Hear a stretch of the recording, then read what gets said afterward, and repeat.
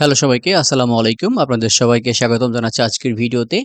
এবং আজকের ভিডিওতে আমরা খুবই গুরুত্বপূর্ণ একটা ব্যাপার নিয়ে কথা বলবো। বিশেষ করে এই সময়ে আমরা দেখছি যে অনেক বেশি দান এবং অন্যকে হেল্প করা এটা বেশি পরিমাণে হচ্ছে। বিশেষ করে যারা বর্তমানে বন্যার মধ্যে আছেন, যারা ভিকটিম তাদের জন্য। তো আজকের ভিডিও টপিক হচ্ছে কিভাবে আপনি অন্যকে হেল্প করবেন বা সাহায্যটা আসলে কিভাবে করা উচিত। এই ভিডিওতে আমি মূলত ৩ টা ব্যাপার নিয়ে কথা বলব। তো কথা বাড়াবো না। ১ম যে ব্যাপার এটা হচ্ছে আপনাকে এমন লোককে বের করতে হবে যার আসলে সাহায্য দরকার। এটা আপনি ত্রাণ দেওয়ার সময় বলেন না কেন বা আপনি জাকাত দেওয়ার সময় বলেন না কেন বা আপনি কাউকে হেল্প করতে চান এমন মানুষ খুঁজতে হবে এই সময়টাই বলেন না কেন। আপনাকে একটু কষ্ট করে খুঁজে নিতে হবে যে কার আসলে সাহায্যটা দরকার। দেখুন আমাদের আশেপাশে অনেক মানুষ থাকে যারা একদম নিম্নবিত্ত, তারা খুবই খারাপ সময় পার করে। তাদের নিচে যারা আছে তারা হয়তো ভিক্ষা করে। তাদের হয়তো কোনো সমস্যা হয় না অন্যের কাছ থেকে সাহায্য নিতে বা নিচ থেকে এগিয়ে এসে সাহায্য চাইতে বা ভিক্ষা নিতে।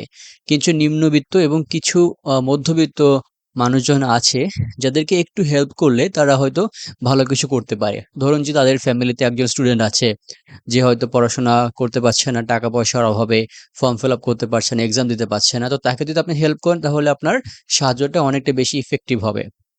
ঠিক একইভাবে আপনি আপনার আশেপাশে একটু খোঁজ নেওয়ার চেষ্টা করবেন। আশেপাশে না পারে একটু দূরে খোঁজ নেবেন। যদি আপনি না পারেন তাহলে আপনার বিশ্বস্ত কোনো লোক থাকলে তার মাধ্যমে আপনি খোঁজ নিতে পারেন এবং এইটা অনেকটা গুরুত্বপূর্ণ। কারণ আপনি যে সাহায্য করবেন, যে দান করবেন এটা যেন ভালো কাজে লাগে বা সঠিক জায়গায় গিয়ে পৌঁছায়। এটা নিশ্চিত করা আপনার একটা দায়িত্বের মধ্যেও পড়ে। এবং ২য় যে ব্যাপারটা এটা হচ্ছে গোপনে দান করা। গোপনে বলতে এমনভাবে দান করা যেন যাকে দান করছেন সে নিজেও না জানে।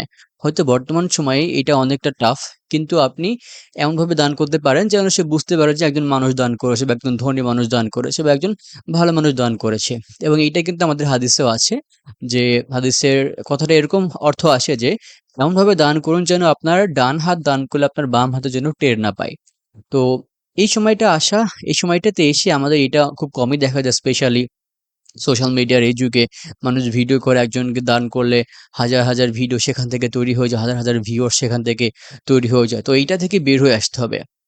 যখন আপনি নিজ থেকে দান করবেন, কাউকে না জানিয়ে বা গোপনে দান করবেন, দেখবেন যে আপনার মনের মধ্যে একটা শান্তি, একটা তৃপ্তি আসবে। আপনাকে হাজার মানুষ প্রশংসা না করলো, কিন্তু আপনি নিজে, নিজে যে একটা ফিলিং আপনার মধ্যে আসবে, এইটা কিন্তু অন্য কেউ দিতে পারবে না বা সব মানুষ মিলে আপনাকে এই ফিলিংটা দিতে পারবে না। এজন্য চেষ্টা করুন যে গোপনে দেওয়ার জন্য যেন অন্য মানুষ না জানে। যদি আপনি যাকে দান করছেন সে জানলেও যেন অন্য মানুষ যেন না জানে, এটা আপনাকে এনশিওর করার চেষ্টা করতে হবে। এবং 3rd এবং সবচেয়ে গুরুত্বপূর্ণ ব্যাপারটা আমার যেটা মনে হয় সেটা হচ্ছে এমনভাবে কাউকে সাহায্য করুন যেন পরবর্তীতে তাকে আর সাহায্যের জন্য কারো কাছে না যেতে হয়। মানে কি তাকে অনেক অঢেল ধন সম্পদ দিতে হবে না। তাকে সাহায্য করুন এবং সাথে তাকে একটা উপায় বলে দিন বা একটা উপায়ের মধ্য থেকে নিয়ে আসুন যেন সেখান থেকে তিনি রোজগার করতে পারে। সেখান থেকে তিনি তার সমস্যাটা সমাধান করার রাস্তা নিজেই খুঁজে বের করতে পারে। মানে নিজের সমস্যা তাকে নিজে খুঁজে বের করার জন্য সক্ষম করে তোলা। এভাবে যদি কাউকে হেল্প করেন তাহলে দেখবেন যে এটা তার সারা জীবনের জন্য কাজে লাগবে। এবং এইটা অনেকটা ভালো একটা স্ট্র্যাটেজি, ভালো একটা কৌশলের মধ্যে পড়ে আরকি। তো ভিউয়ার্স এই ছিল আজকের ভিডিও। সম্পূর্ণ ভিডিও শেষ পর্যন্ত দেখার জন্য অসংখ্য ধন্যবাদ।